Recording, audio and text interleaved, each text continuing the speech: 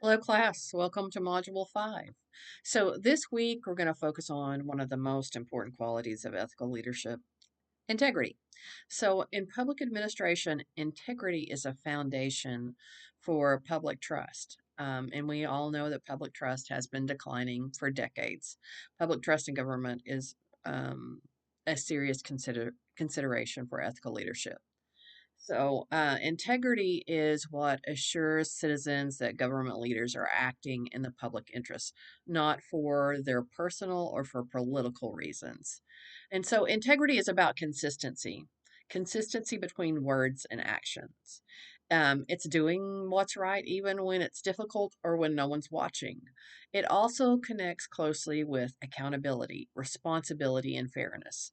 These are values that kind of define ethical leadership and kind of help guide decision making in really complex situations. And leaders who demonstrate,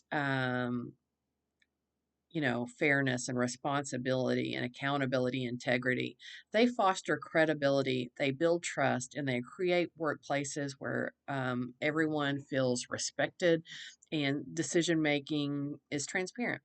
So, this week's case study kind of highlights what happens when integrity is compromised and how, like, fairness and accountability can restore trust. And ethical decision making, it often involves tension between our competing pressures or priorities, right? And those could be political, organizational, or even personal. So, integrity helps leaders navigate those pressures while staying true to public service values.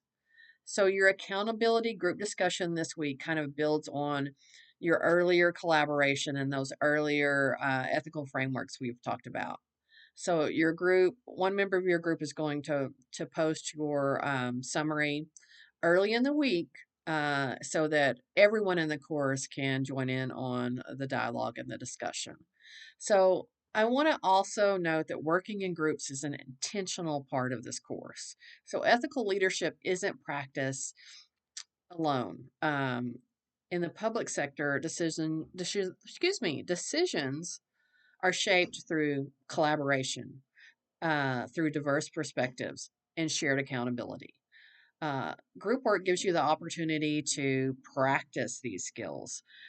So it's important that you be able to listen to others, that you be able to consider and weigh different viewpoints, and that you find common ground.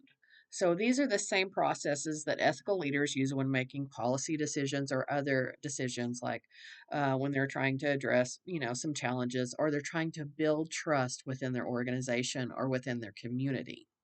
So, again, be sure that one group member posts your summary early in the week so that we can start engaging in a meaningful conversation. Also, remember that you have a scholarly position paper this week, and that kind of helps you connect all of these ideas together, right? So, as you work through the module, reflect on how integrity shows up in your own professional context. How do honesty and fairness influence your decisions? And how does collaboration help sustain ethical practice in public service? So, I'm looking forward to the discussion this week. I'll see you in the course. Thanks.